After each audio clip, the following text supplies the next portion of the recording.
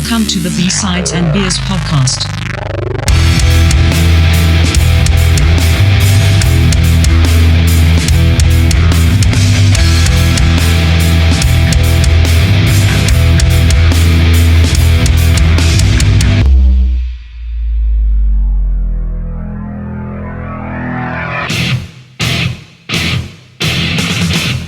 All right, welcome to B-Sides and Beers, episode 17.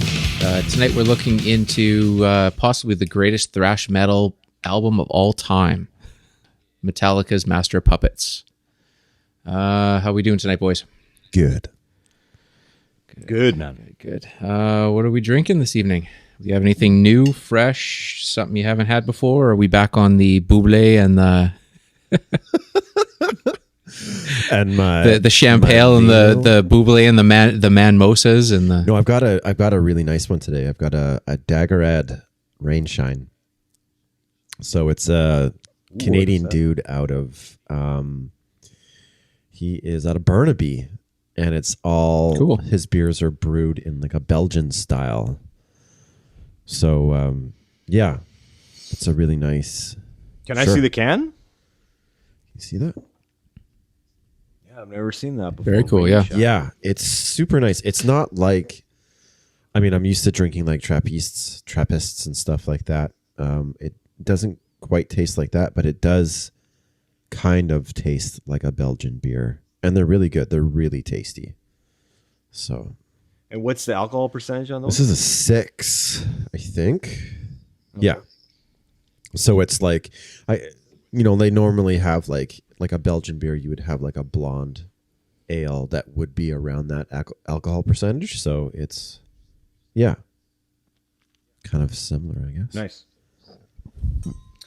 I'm drinking a Steamworks Flagship Ipa, which I've just found out like a couple hours ago was 6.7%. So I had no idea it was that high, but here we go. You guys and your IPAs, man.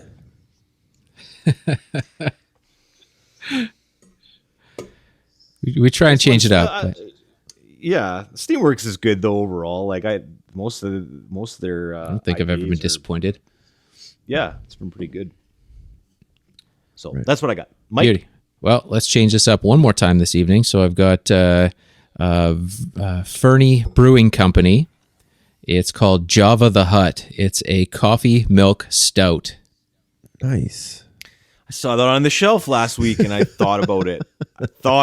Yep. You got to tell me what it's like. Well, I'm all about coffee, and I'm all about stout, so what can go wrong, right? It's a coffee milk stout? That's what it says.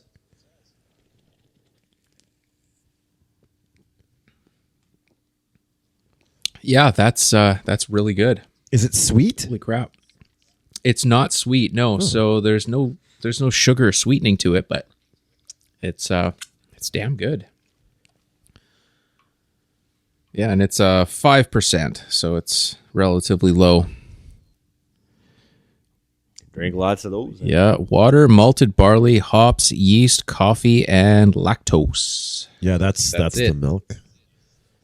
Yep. So that's supposed to give it kind of a sweet flavor. Like I've always been interested in like, why do they call it a milk stout? And I always thought because it's creamy. But it's actually the lactose that they put in there, and it's supposed to give it. So it was like, really? Evaporated milk almost. Yeah.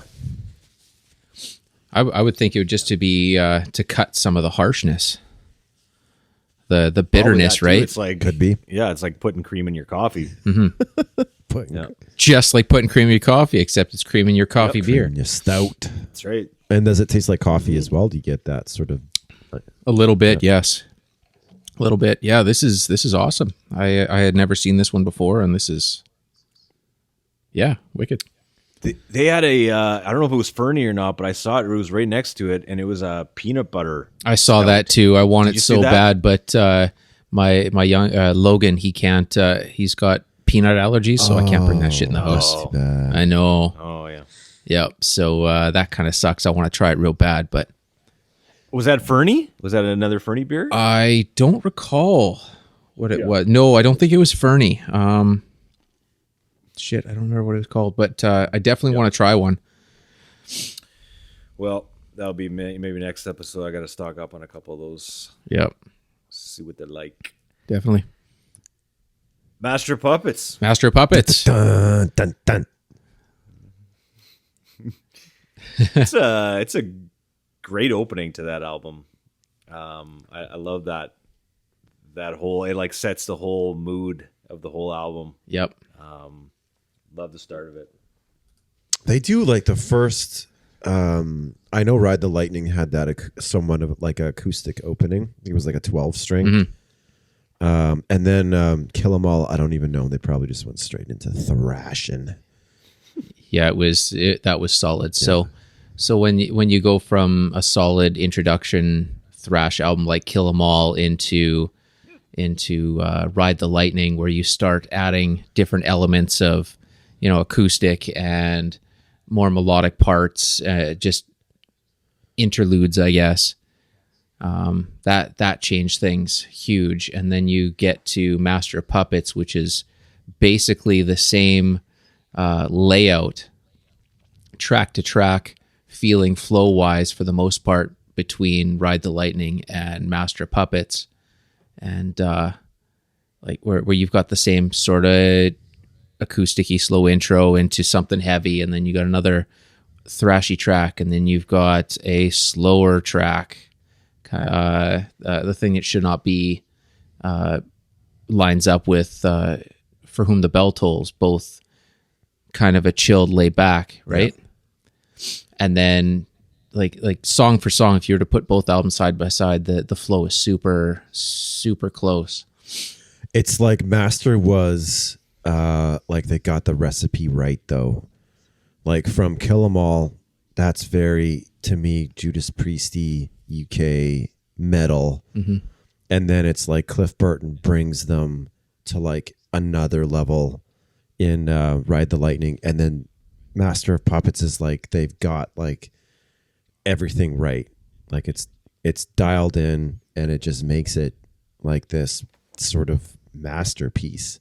It's kind of like right. Yeah, a little bit of like foreshadowing there, just like definitely. Well, they found it, they seem to find something that really worked well for them in Ride the Lightning, and then when they go on tour after that for, I don't even know how many years it was it like a 2-year period or something? What is it? 84 to 86. So you're on tour for almost 2 years, and then in the studio, that's a lot of time to get polished as a musician and push things to the next level. I've seen a lot of bands that'll start off on their first tour, and they're gone for 6 months to a year, and they come back and they're completely different level of musicianship. And I think that's kind of what happened with that. So yeah, even if you think of that on a personal level too, right? Like you think about when we were playing lots and practicing lots, mm-hmm. You could do that like the back of your hand, right? Like there were so many things that it was just a piece of cake, right? And you could really feel the difference when you come back and you haven't done it in a while or haven't practiced in a while, and you got to shake off the rust because when we were right in the thick of it, it was like second nature, right? It was like you could do any song anytime, no problem, right? But after a hiatus, it's like, how does this go again? What comes next? Better get the whiteboard out, right? Yeah. But then I think it could swing the other way, where you got to watch out for fatigue too, right? Where you're just like, I'm fucking sick and tired of that Dave Mustaine guy. That's why he was gone before they even recorded the first album. So I didn't know that. Yeah, like he was fired / left. What was it? A month or so before they went into the studio. So they sent him home. Yeah, he wrote most. Back to LA. He had a hand. Get out of here.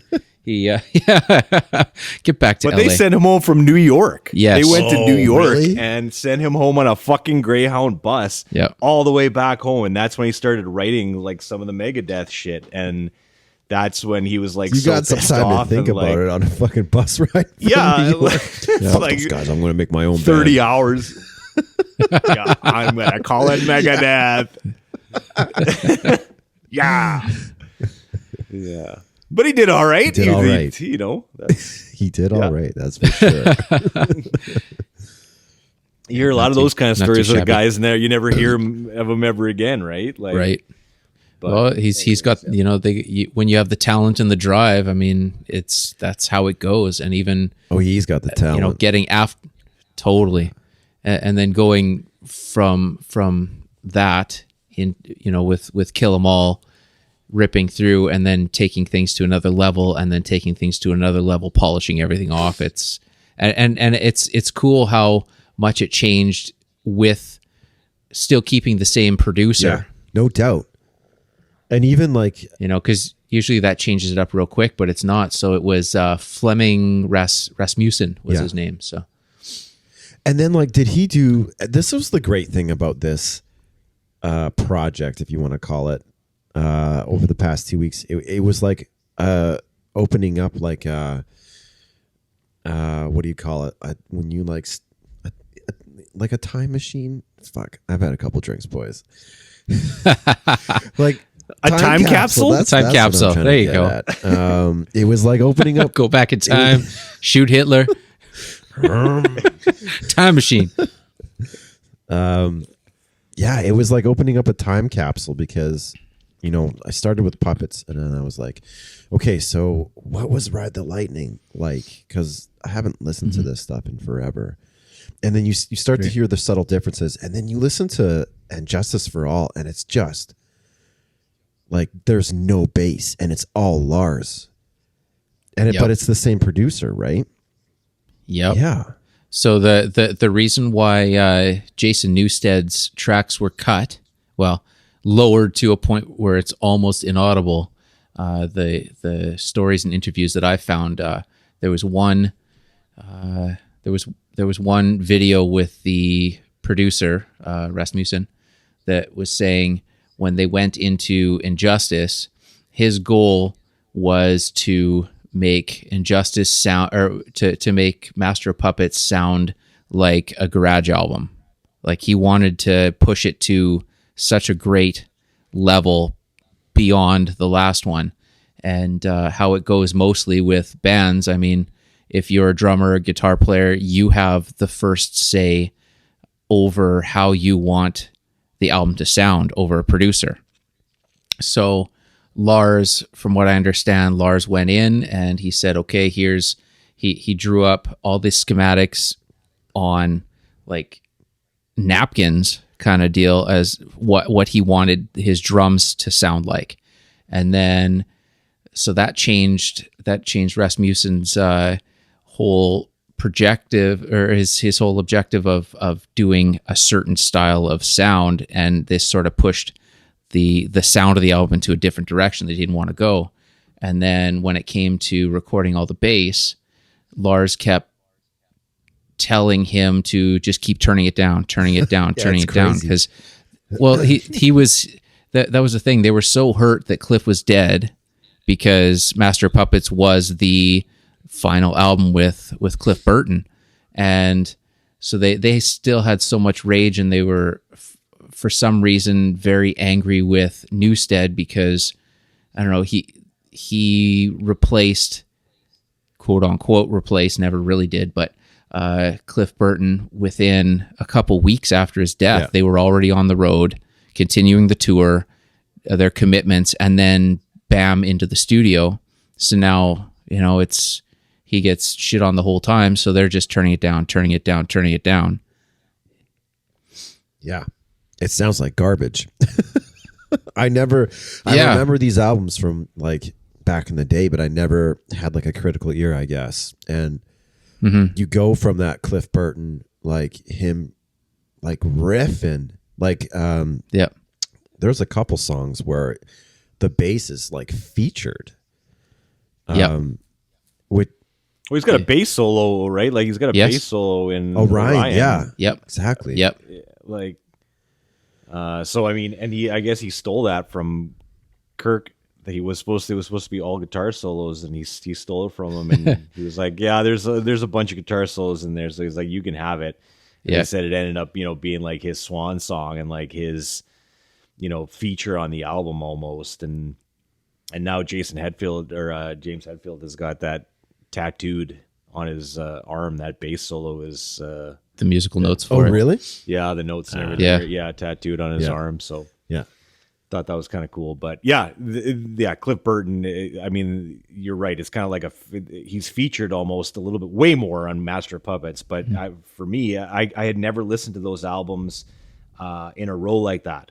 Wow. I had never gone back to listen to them, kill them all, go back to and the same thing. I started with Master and I went back and then went through all of them, and then when it hits Injustice, it just kind of starts going like this for me, and I'm like, okay, and then it hits the Black Album, and I'm like, I heard way too much, and then that's it. Well, that's wild too, because Injustice it's still an amazing album. Yes, there's not any bass on it, but it's an amazing it's album. pretty good. In the collection of 4. Yeah.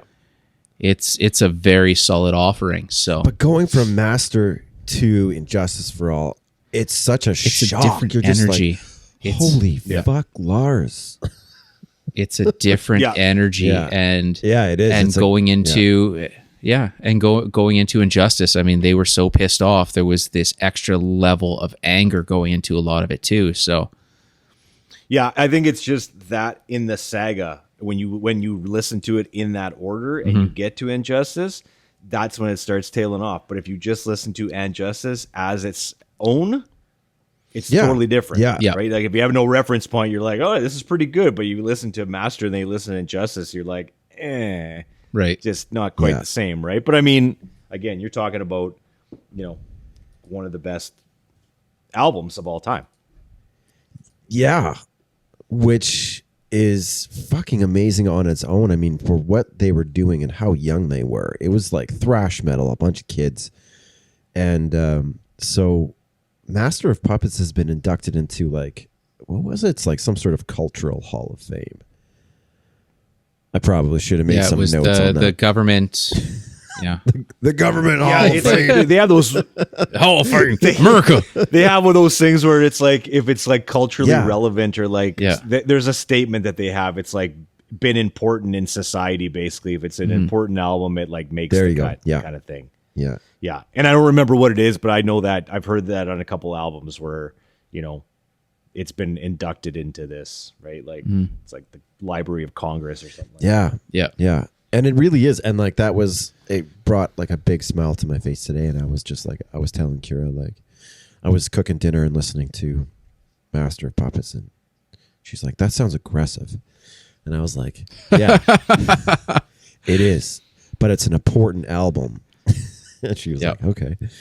And like, but it is like when you put everything together and what was happening as far as like metal, and then you had like, the UK sort of influence with Judas Priest. And then you had your East Coast with like Anthrax and then sort of the West Coast guys were like Metallica, and Slayer was just kind of fucking it all up. They were just crazy. But like that album was like the defining album of what thrash metal and what heavy metal was for. And it was made in 86. It's crazy when you think about that. It's still but you also look though. Well, you look at too. Megadeth's Peace Sells Who's Buying same year. You look at Iron Maiden Somewhere in Time. You look at Motorhead Orgasmatron. You've got Slayer Rain and Blood. Like that was solid. You've got Dark Angel. You've got Judas Priest Turbo. I mean, there's so much. This is like the golden age of metal, right? It's when you name all those, unreal. It's like 94 but metal. Yeah. Exactly. Yeah. But the thing with this album, it was it was thrash, but it was so different from the others. I mean, if you want to be a thrash purist, you would go with Rain and Blood kind of a thing, right? But with all the different levels and the acoustics and layers and passages and stuff, no one was really doing that. So that's where this album was so groundbreaking and stood out. I think they sort of like, because they had Lars, and this is like my crazy theory, is that they were kind of borrowing a little bit from like black metal, I think, which was also kind of definitely thriving at the time, because you had like Celtic Frost, right? Is that considered black metal? Anyway. Yeah. So I think they were taking like kind of like bits and pieces from all over, and they just, like I said in the beginning, it's like they got the recipe right. They got everything right in master. It just like all came together and was something that really, I mean, still you hear like Battery or Master of Puppets, and like you'll see it in movies or referenced somewhere, or it's still like relevant today. Like that scene in what's that Will Ferrell movie? Old School? Oh, Old School and the Van. Old School, Yeah. Holy Master The Puppets with that one. The hair on my arm Fired stands up. up when I watch that. Like it's so fucking awesome. So good. Yeah. I'm gonna fucking kill you. Just kidding. I'm back.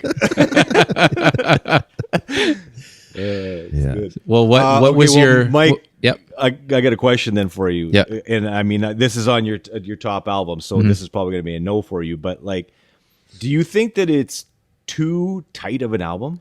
It is. I don't personally feel that it is that way, but I've read over time that they took so much time to make it as tight and perfect as possible that that it's hard for some of them to listen to now. Like there was an interview that I was reading with Lars, and he was saying that he can't listen to it anymore because it's too tight. And that was like they went too far with perfection. Personally, I think it's amazing. And even just to think how tight Hetfield was playing with majority of down picks, Right. that is unreal perfection, stamina. Like it's unreal. So personally, I think it's fantastic, and I like how tight it is. I like to sometimes bust out the guitar and play Baby Beluga to my little guy. But today I was practicing my muted triples.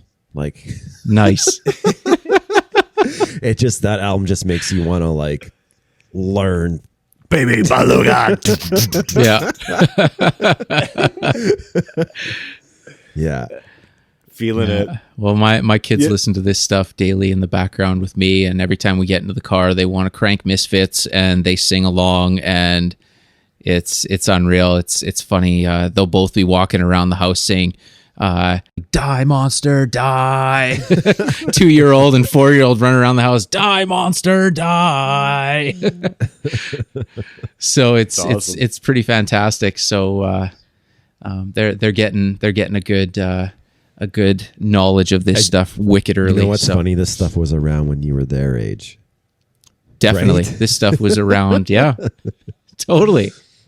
And that's another thing that, it stands the test of time, right? Absolutely. Yeah. Where it passes generations and it influences so many people. You look at newer metal bands like Children of Bodom or any thrash band for the most part that has come out after this album, you can tell that they were influenced by this album. Holy cow. Yeah. And Absolutely. it's unreal. I mean, they may have polished it up more and cleaned up the production more, but without this album, these other bands would not be there. It's There fantastic. definitely would be like a different like ecosystem of metal. Yep. Yep. For sure. Yeah, I agree with that too.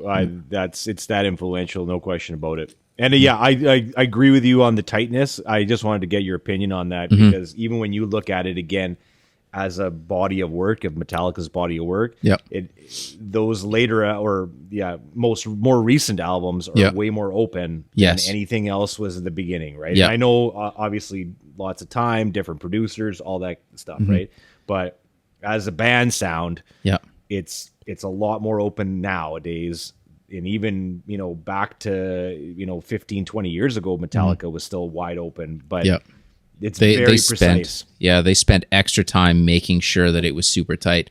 And another thing that's mind blowing with that is having that tight perfection for say 8 minutes and 30 seconds and 6:36 and 6:29 and 8:17 and 8:27. Yeah, I mean, fucking marathons just- compared to today's oh man, standards. I've learned to play a lot of these songs, but I can't hit that tight speed, especially with my down picking. I mean, I'm getting kind of close, and then you hit a wall about 3 minutes in, and it's like, how the hell do you do this for 8 minutes and 36 seconds? I mean, there's interlude breaks and whatnot, but for the most part, you're crushing it the entire time. Yeah. Yeah, like, did they have to punch those guys in, like, in the studio, or No, was it back just then, one man, it take? was all Let's live. do it, right? They played a lot they of just it. got to do it off the Yep. floor. Do it, you get to the 7-minute mark. Remember those days where you get like, Yeah. our songs are like 3 minutes long. You get Yeah. to like 2:58, and you're like, "Fuck! I just fucked the whole song Yeah. up. Yeah. Start No, it all over again." They did have punch-ins. I mean, that was a possibility that they did use, But it was also tape back then, boys. Remember that. it was tape, Right? Yep. Yeah. So it was That it shit's was expensive. wicked hard. I mean, I can't just rewind 10 seconds or 3 seconds and have you do a loop record over and over again till you get it right, and then pick the best take. It's you get it done. Yeah. Yeah. Or snap your MIDI track into place, right? Yeah. Let me just fix that for you. Yeah. I was Quantize this and Yeah. reading about Black Sabbath Volume 4 this morning, and how Bill Ward was so like messed up on drugs. He was basically just sitting in the middle of the studio doing drugs, and like he needed to get a song, and like he finally got it, and then they sent him home. And it's such a different, like, this was 72, right? And then we're talking 86, so 8 years difference. And like 72 to 86. yeah, how's my math on that? Yeah, that's 8 years, right? carry the two. Not quite. Carry the two. Hold on a second. 8 plus 6. All right. So it's a while. More fingers. 14. Okay. But there is That's close to It's- 8. Yeah. it's such a difference. I mean, the music is still they were underground. They didn't have any like commercial, they weren't played on the radio. They weren't on MTV at that point. I don't think they had a video until Justice for All, right?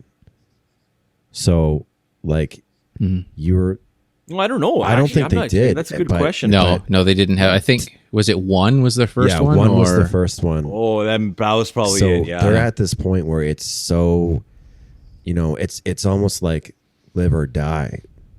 How like Definitely. and you take a look at Sabbath and how much it's evolved from like a bunch of dudes just like playing heavy shit and like being completely messed up in the studio to Metallica, and like maybe that was the secret sauce, and like maybe that's how they got so big, but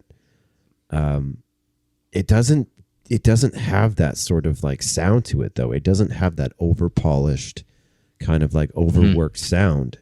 It's fast, it's Right. aggressive, it's great, but it doesn't sound like contrived, which I think Yeah, is it's not over polished. It's just tight. Yeah. Like it's Yes. professional musicianship. yeah, but done in a way which is like, it's accessible, and it's I guess You never get tired of it. I mean, Yeah. even in an 8 minute and 36, 8:36 song, I don't get tired of Right. it. And usually I think with a lot of these songs, since I've overheard them for so many years, that if someone's talking about a certain song, it's like, yeah, okay, it's great, but I'm sort of bored. And then it comes on and you're instantly grabbed again. yeah. Yeah, like the first like flamenco guitar sound on the very beginning of Battery, right? Yeah, Flamenco guitar. it's awesome. Like Yeah. it just makes me think of like, I don't know, it makes me think of like being in Mexico or something like that, like on the back of a dusty truck, like going down That's the road hilarious. and like you hear that opening and you're like, and then all of a sudden it kicks That's in. hilarious. But yeah, it's like a classical arrangement, Yeah. though, right? Oh, like, definitely. There's so many different parts. It's not the same chugging for 8 minutes. Like Yeah. there's so many different parts and layers to this that it's a masterpiece, Yeah. right? And so much of that came from Burton. I mean, for the most part, he was considered the leader of the band. I mean, everybody looked up to him to as the elder statesman kind of a thing, right? Yeah. So, and he was anywhere between metal to huge punk to Bach, right? and these are the huge influences where he is so fired up about classical that he makes it a point to have these parts and passages and intros put in. So which is unreal. Yeah, and what a terrible way to go out. Like, Oh, unreal, man. Yeah. Yeah. sad. Did you guys? I didn't know that Geddy Lee was asked to produce this album. Yeah, that was pretty Oh, cool. really? That would have been a completely different album. Holy crap. Yeah, like what would have happened then? Like, I don't even know. Like, Rush was doing way different stuff in '86 than they were doing in like '77, right? Like the '86 Rush is totally different, and I don't know. I'd like to see those alternative universe, like the alternate universe. What if, what if Geddy Lee would've- actually did it? Yeah, like what would that have sounded like? Oh man. I don't know, but I don't. And it's funny how the timing just didn't line up and it didn't happen. But Well, it's good that it didn't happen because they had the comfort level with Fleming, right? Because they had the Ride the Lightning, so they had the comfort level where they don't have to.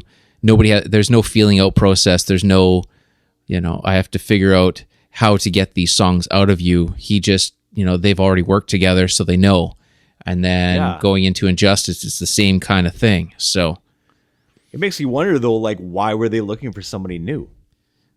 you're always kind of looking for a different sound. Is another producer going to do something better for you? Is another mixer going to do something better for you? Is there, because a lot of the time your producer is the sound of the band, right? Yeah. Like you look at these metal bands, you look at Korn, and they go from Ross Robinson to eventually with one of their albums they have producers that has done like Christina Aguilera and all these other pop bands, right? Oh yeah. And it changes. It doesn't completely change the band or the sound, but it changes it enough that it puts you in a different place. Like it cleans things up. It's a different way of looking at it, right? So Yeah. Mm-hmm. Yeah, I don't know. I'd like to hear what that would have sounded like though. yeah. Roll the bones.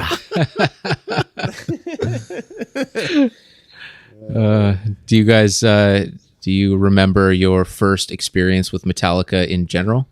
Yes. Yeah, it was one. That was my first. It was the one video. That was Yep. the first time I had ever saw them and ever heard of them.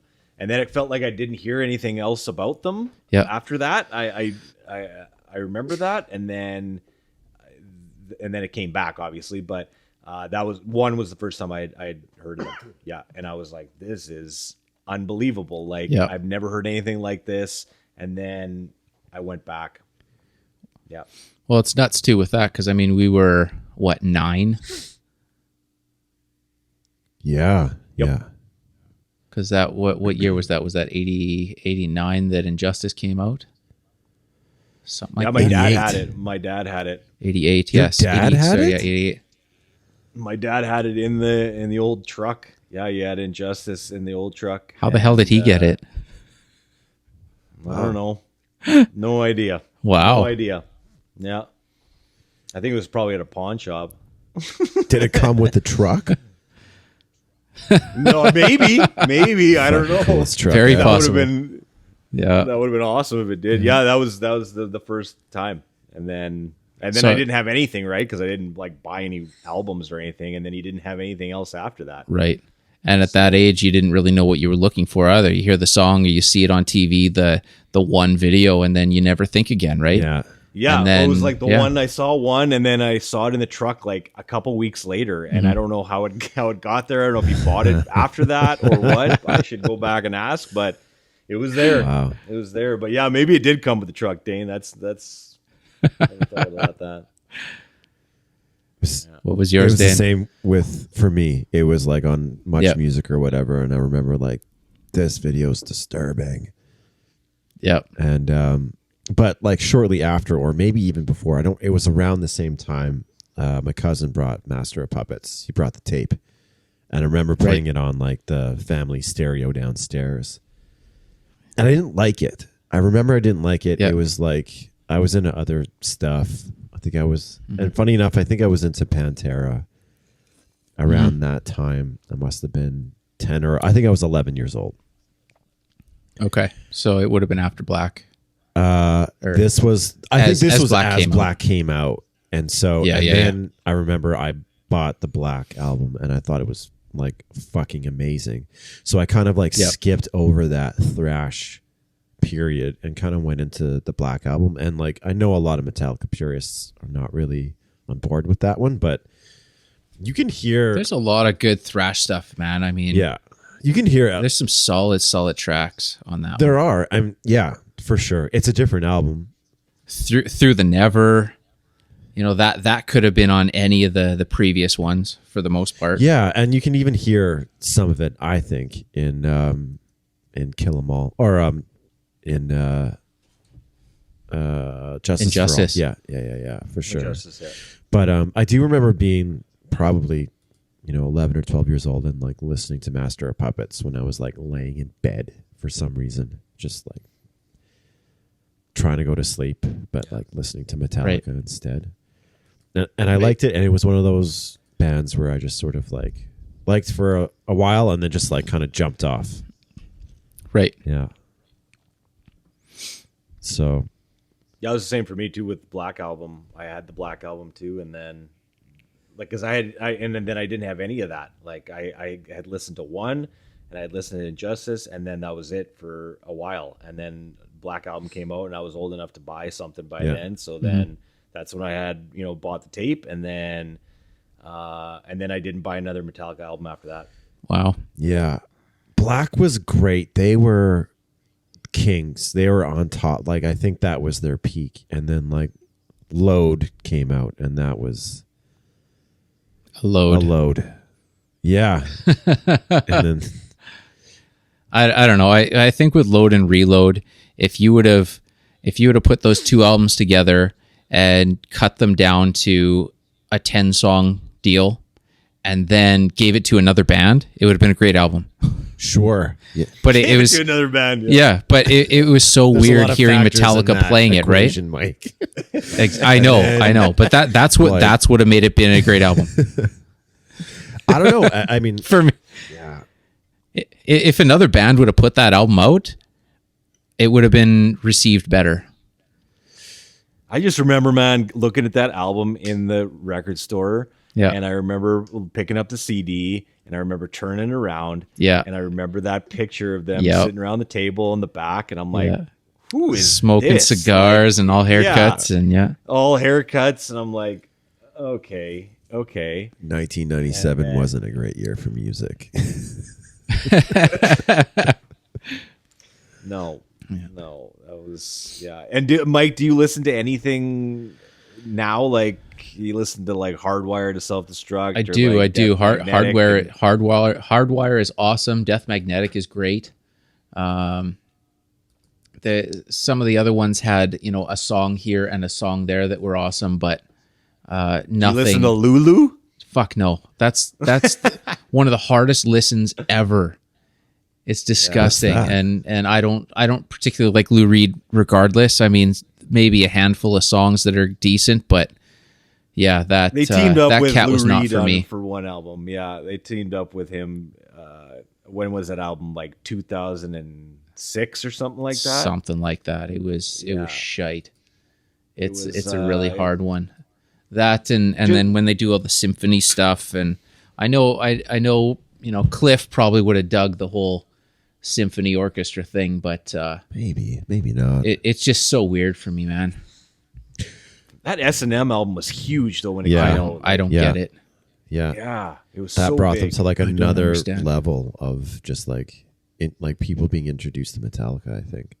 But where do you go? Like from 86, you've made like the best thrash album ever made. Like where do you go from there? That's 1986.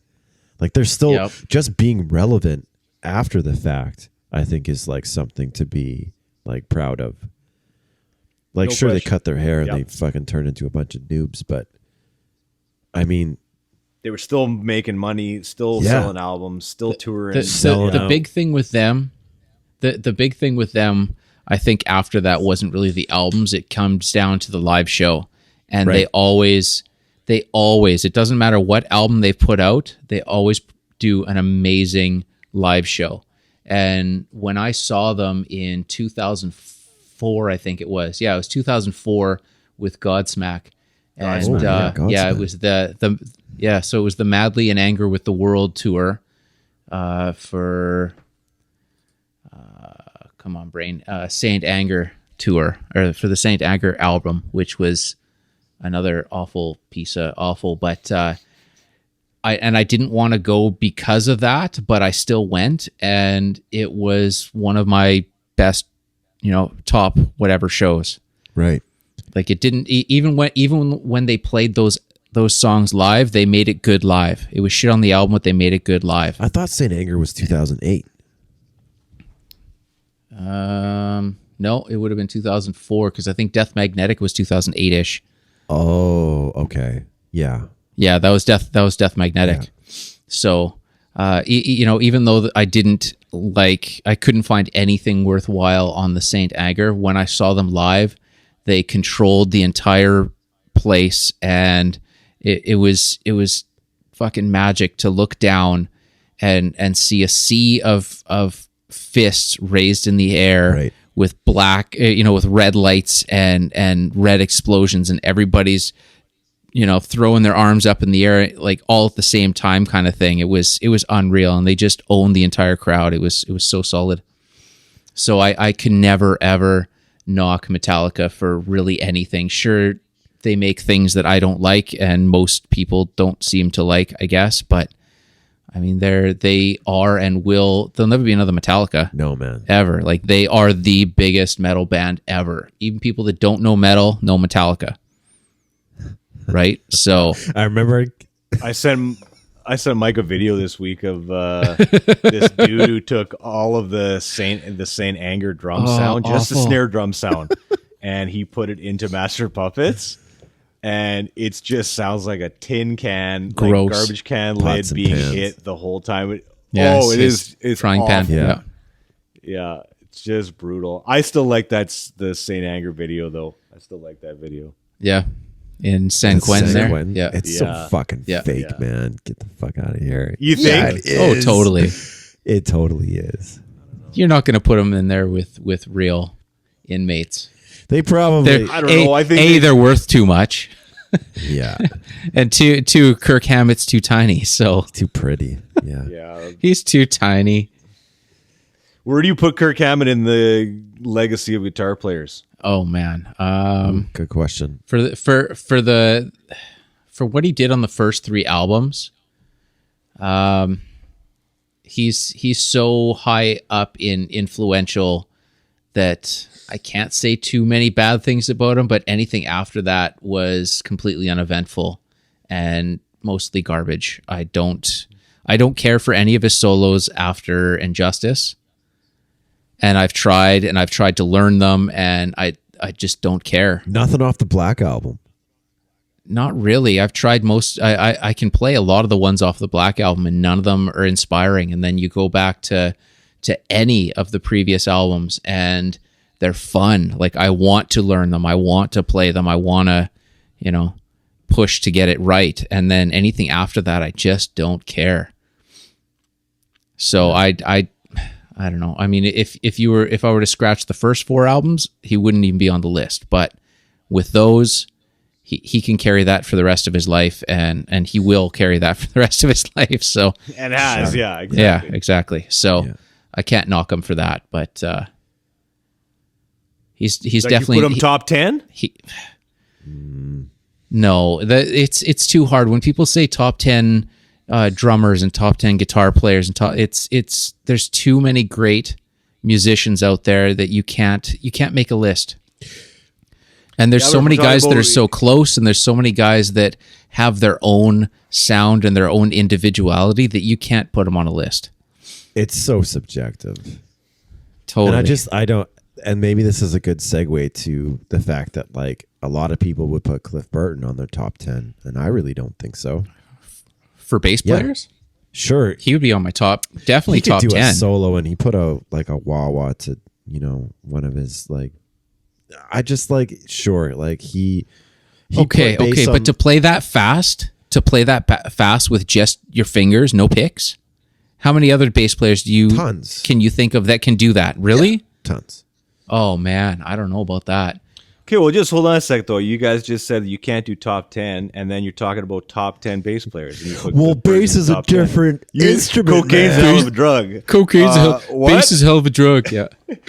if I had to, he would be there. But I'm saying like out of like let's put Victor Wooten in there. I'm not saying like metal bassist. I'm just saying that like I don't think Cliff Burton is a metal god. I think what he did as far as like being a coach maybe for that band during that time and like really brought Metallica to another level. Absolutely. I think him soloing with a wah pedal has nothing to do with that. well, don't even take his bass solo. Take one. Take that out of it, and what he did was so next level from what anyone else was doing, and it's what so many other bass players strive to be. Right, but we're totally disregarding like the genre of jazz music. No, but in general, but at the same time, who listens to jazz?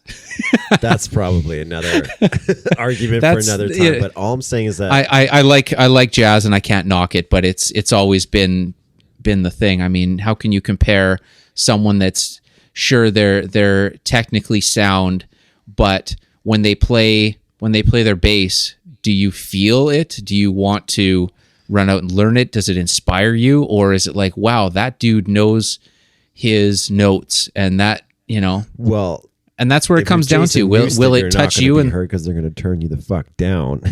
I know, but oh, that was so cold. But live, he was amazing. Sure. Yeah. Live, he was solid, and Newstead was solid. But I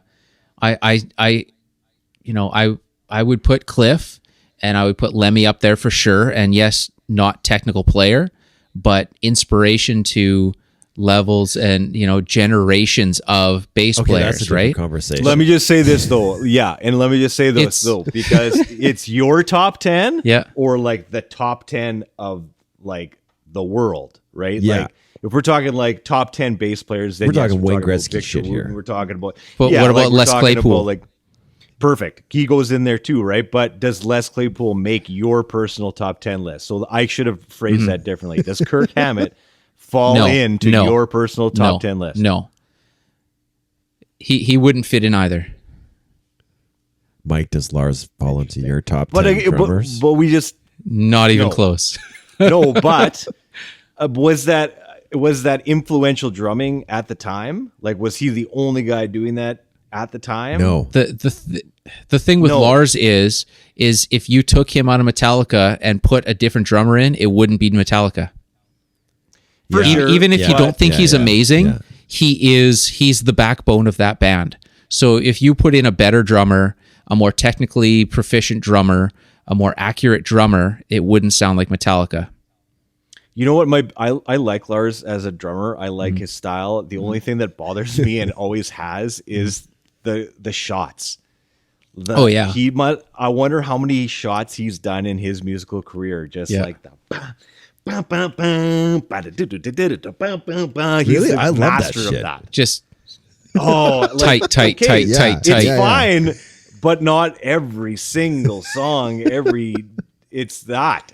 That's his style, right? It's his thing, Yeah, but it's just funny because he's standing up doing it He's too, standing right? up for half the you show. gotta grab Yeah. But I don't know. I think when we talk about framing this as like such an influential album, such an influential sound, such an influential band, how can we not have that in a top 10 category? That's a good point. Right. Right? Yeah.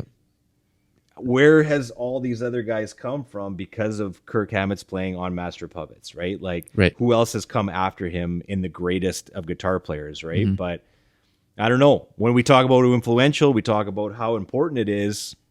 Well, then maybe it's up there. I don't know. Not sure. Well, the tough thing with Hammett is it's like he, for the first 4 albums, he did great things, and then he geared down and didn't gear back up. It's like he was driving a big rig and he couldn't get back up the hill once he slowed down. Didn't have to. He didn't have to. He could just coast it. But I mean, he's still a solid guitar player, and he'll you can't take that away from him. But in the grand scheme of things, I don't know. But wait a second, is it? He did amazing things for the first 4. Other than that, it doesn't do anything or did for me. they get too big and he couldn't work outside of the formula? Because once you're on the radio, once you have fit this idealized version of what people think you are who are buying your record, if you go outside that could be the end, right? Not in Metallica's case, because they were too big. It's like the Big Banks of the world. We're too big to fail. Yeah, we're too big to fail. Enter Sandman is not going to be on the radio if it's like an 8-minute epic. No, with, right. 4 guitar solos. So I see what you're saying, Dane. Like maybe he just got confined by the restraints of. I think he did. Popularity, or if your only job is to play the guitar, another producer. You think you're going to stagnate in your 20s? No. Well, that's what I'm saying. Well, it all depends on what you want to do. I mean, anytime that I have an opportunity to do session, just write solos for another band, they'll send me a song, and I'll have to figure out what they're doing, what that mean, what the feeling is to me, and then do my own thing. So every time I do a solo, I try to push another level. Sure. And I know I'm not doing it. I'm not doing it every night, and I know, it's not even a comparable thing to what they're doing. But at the same time, as a player, I like to. It's fun to push things and try and do something that I wasn't able to do before, or piece together something more interesting than the last one, kind of a thing. So, it's almost like they got so big that he didn't feel he had to put in the extra work, and I don't know, maybe he lost that drive and spark, right? Maybe. But cut his hair. But it's back now, and he's still not doing it, so that's true. Going back to Dave Mustaine, though. Yes. I was reading that there's lots of I love doing Dave Mustaine research. There's a lot of that I read that they said that he came up with Leper Messiah. There was a lot of songs. Yep. Yeah, and like he tried to claim that was like his thing, and he did that. So yeah, I don't know, but there was a couple tracks that he released through Megadeth that were very Metallica songs that he wrote, right? So yeah, it's nuts. And then the turnaround, or another full circle there was I don't know if you guys read there too that Lars used the Def Leppard drummers snare drum. Yeah, the Black Beauty snare. Yeah, he wanted that specific snare sound for Puppets, and I guess it was a super rare snare, so he wasn't able to get it, track one down and get it in time for the recording. But he knew that Def Leppard had one, so he ends up calling up was it the manager? Yeah. So he right calls after the car accident. Yeah, so he wasn't using it. So that's what Lars said to him. He's like, that's what he said on the phone. Like, he's not using it, so can you send it to me? No shit. And the next day they sent it over, and there it was. Yeah. Wow. The funny thing is that my old drum teacher in university had a Ludwig Black Beauty snare. Wicked. It was awesome, man, because it was like the hole, like you looked on the outside, it was like this thick from the edge of the shell. So it would look like it just looked like a donut, like a tree. Yeah, and it was just like a donut. That's all that was left on the inside. So when you lifted up the snare, it was like 100 pounds because it was just pure wood. But it sounded so good, and it cost them like so much money apparently. But yeah, you just flip it over, and it was just like just that. So much, when you're that hitting much. the skin, aren't you hitting wood underneath like 9 times out of 10? Or no, like there's a little bit of a gap there. Oh, and it's just like fucking resonance. Oh, and it's just like all yeah. It's so cool. It was like the nicest sounding snare ever. So I had never heard of Black Beauty again until I read that, and I'm like, no shit, like that's the I same played on one of those. Yeah, like one time, like one hit. That's what he let me do. One hit. But, oh wow, that's an awesome story. Yeah. So it was kind of a cool turnaround there with the Black Beauty snare, but. All right, more Dave Mustaine facts. What else you got? Let's hear the hot. Me? Oh, that was it. My Dave Mustaine facts. I just wanted to throw out there the getting sent home on the bus, and I just read lots about like why he got fired in the first place, right, and all the things that he was doing, and like they were just on different drugs. That's all. They were on different but there was drugs. Drinking. And then there was like Dave Mustaine drinking. Like there was like another like 6 levels that nobody else could do, and Dave Mustaine was just like going absolutely nuts. That part I don't think I believe. I think for the most part they were all at the same sort of level of drinking, but I think from what I've found, he seemed to be more of an angry drunk, and they were more of party drunks. So that clashes instantly. He definitely looks like an angry drunk. Yeah. Oh yeah. He was like wrecking like gear and shit. Yeah. Too. So that doesn't fly in a band when everybody's on, either different drugs or handle the drugs differently, where some are having fun and some aren't. So that's only going to last so long. Yeah, I don't know, but next level apparently. Did he get according to those back stories together with Metallica at some point? Like I thought for like the 30-year. They did some live thing. Yeah, there was like a 30-year reunion where like Mustaine played with Metallica. Oh, no way. Mm-hmm. And it was probably very awkward, but yeah, those sessions would not have been. They would have been weird. Yeah. Well, they had a lot of time to talk it over in that Some Kind of Monster movie. So with the therapist. Oh, yeah. What's that? So they probably you haven't watched that? I don't think so. Check it out. It's on Netflix. It came out years ago, man. And it's a documentary of them recording Saint Anger. And it's all the behind the scenes stuff from the writing to like the cameras follow them for the entire process, basically. I think there's a meme where it's like Kirk and Lars, and it's I think Kirk is trying to like do a riff and it sounds really bad. And then Lars is like, no, do it again. I think I've seen something like this where they're like in a studio and it's very awkward and tense. Watch it, man. It's a hard watch, but it's there's entertainment to it, and it's I don't know. It's give it a watch. Okay. Yeah. It's worth one time, yeah. So I got a question for you guys.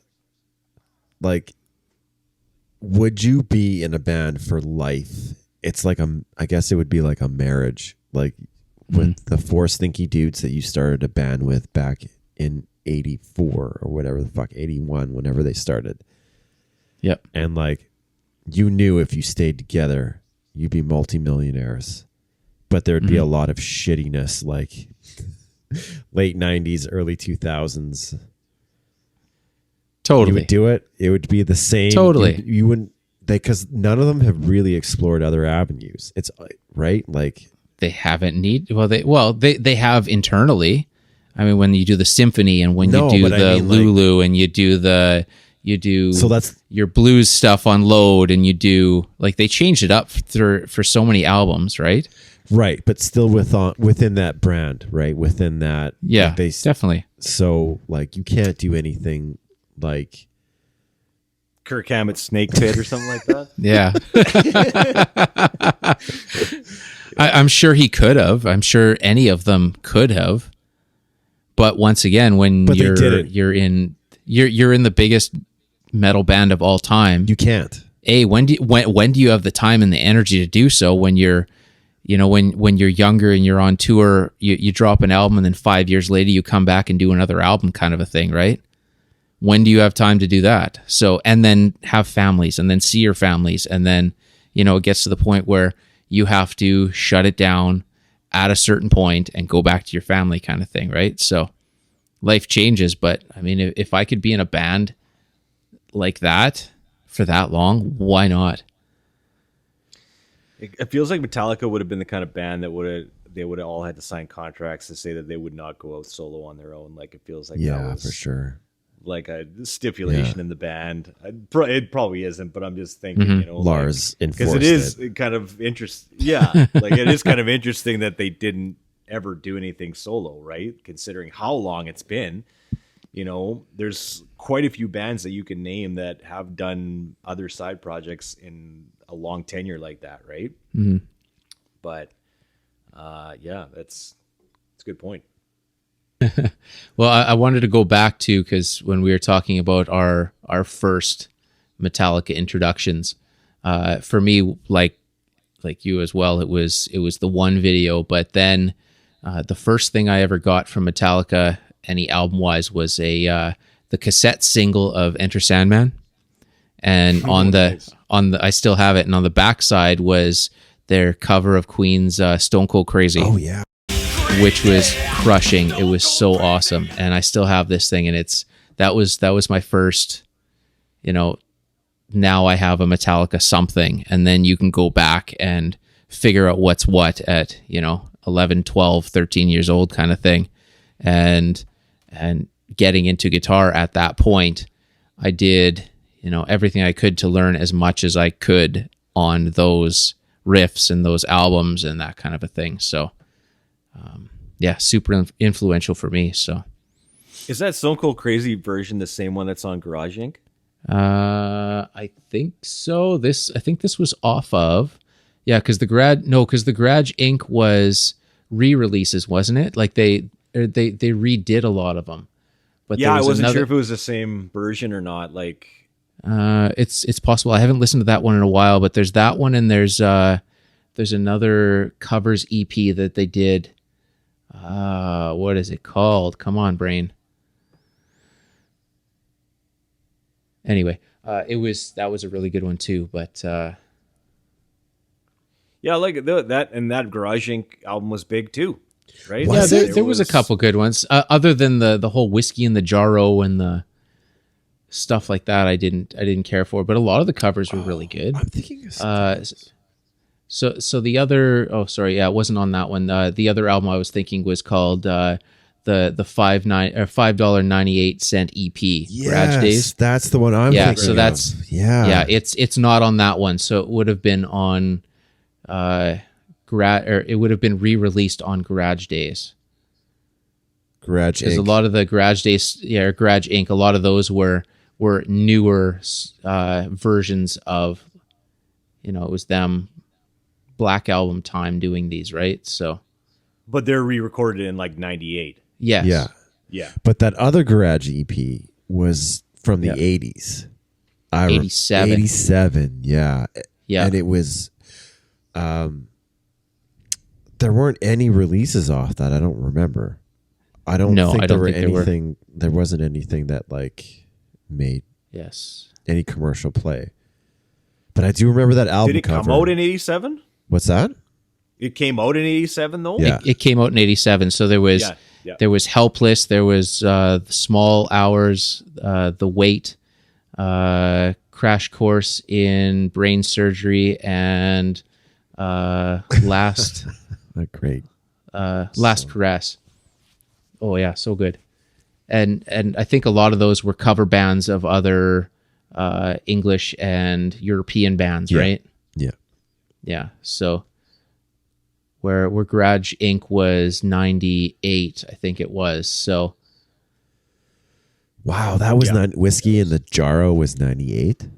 So that was 98. So they did some Misfits, Die Die My Darling. They did Sabracadabra. They did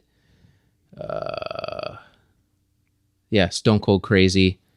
Oh, they did Turn the Page. Yeah, that was bad. Yeah, Turn the Page. That was like that that was a one. wicked hard listen. I like that one. That was a hard listen. Well, It's a good song. I didn't need them to do it, I guess. Yeah. The original was good enough that I didn't need another Fair version. enough. But yeah, there the was other one. there was a few really cool tracks on there, but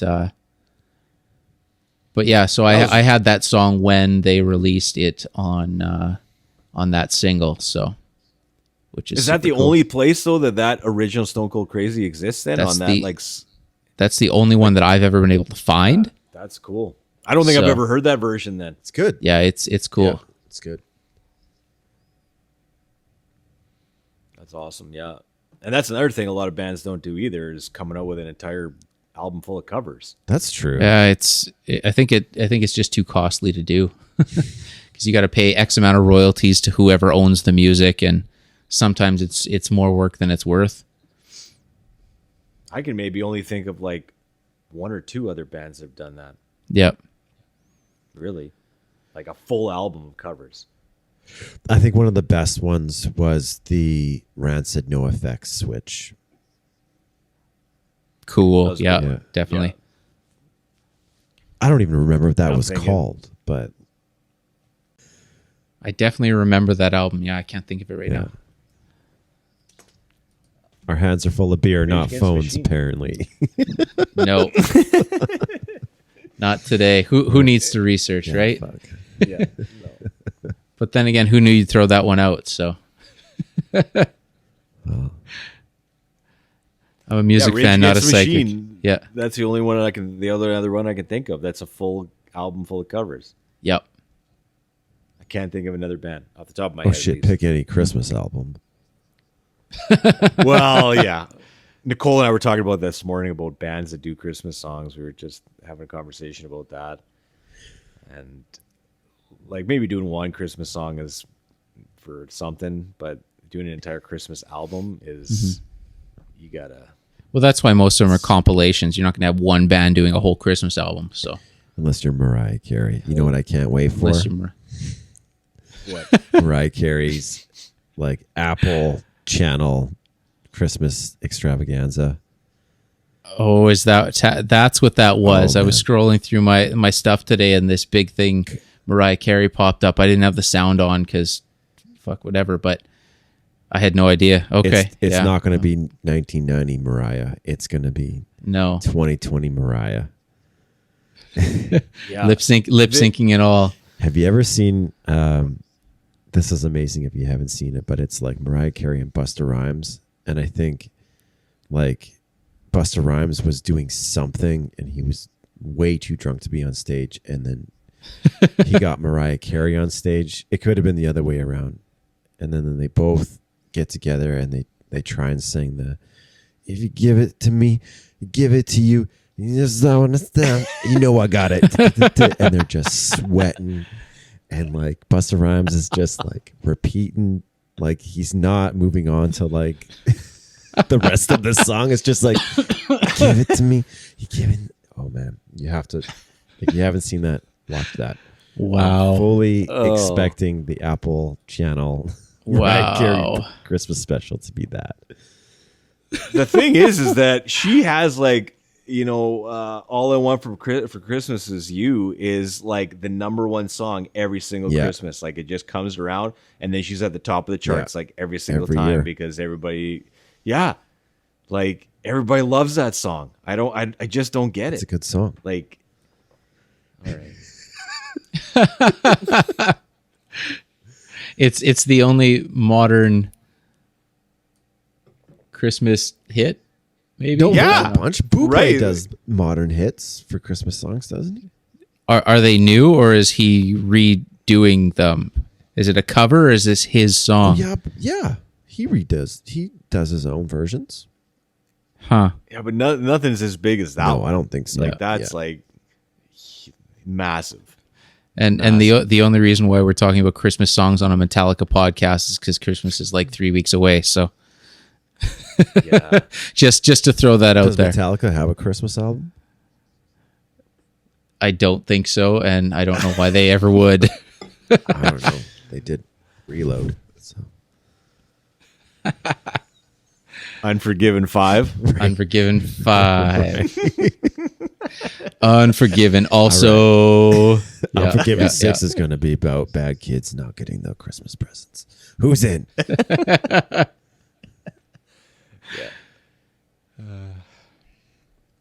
Okay, do we have any other points, or do you just want to shut this down? I still have half a beer left. I mean, like, Have a beer. yeah, we could. What else is there? That's the thing about Metallica. It's super interesting until it's not. Right? Then you're just like, fuck them. I just don't care.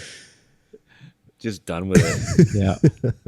No, it was a good pick, Mike. It was because you know what? It allowed me to go back and it allowed me to Dive into all do the old whole- stuff too. Yeah, like all again, right? And that's kind of all I listened to for this entire week was Master of Puppets and Your those neighbors other must kinda have thought three you were albums, right? fucking crazy. Just Yeah, I had blowing a up the crank. I had a garage. crank. Yeah. 4:30 in the morning, man, and then Nicole comes out and she's like, "Is this Metallica?" I'm like, Yeah. "Yeah." She's like, "It's pretty loud, like for 4:30 a.m." And I'm like, "Well, If it's too loud, you're too old. yeah, Tell her that right to her face. yeah, yeah." So it was good though because it allowed me to go back and then like I said, do a little Dave Mustaine research, and that's always good. And his poster's still hanging on my my cabinet over there. Dave so. Mustaine. Nice. Yeah, we picked up. I had a free, so Nicole found a free. It was a free Dave Mustaine poster. I don't even know where she got it from, but she came home with it one day. And it's just like it's like a mini poster. It's like this big kind of thing, right? Yeah. And it's like Dave Mustaine at like age like probably like 65, kind of Dave Mustaine, right? Oh. Like, his hair is just all like frazzled out, and he's just like staring at the camera, holding his guitar. It's fantastic. It's a great shot, but Nice. In poster form. so Is it framed or is Yeah. it tacked on your wall? no, it's like tacked on Awesome. there. It's like in behind a bunch of other ones. So I just see Dave Mustaine staring at me. That's all. Every day at 4:30 in the morning. just Every like, day. So I'm listening to Master Puppets, and he's just standing there judging me, listening to it. Should have been me, man. Should have been me.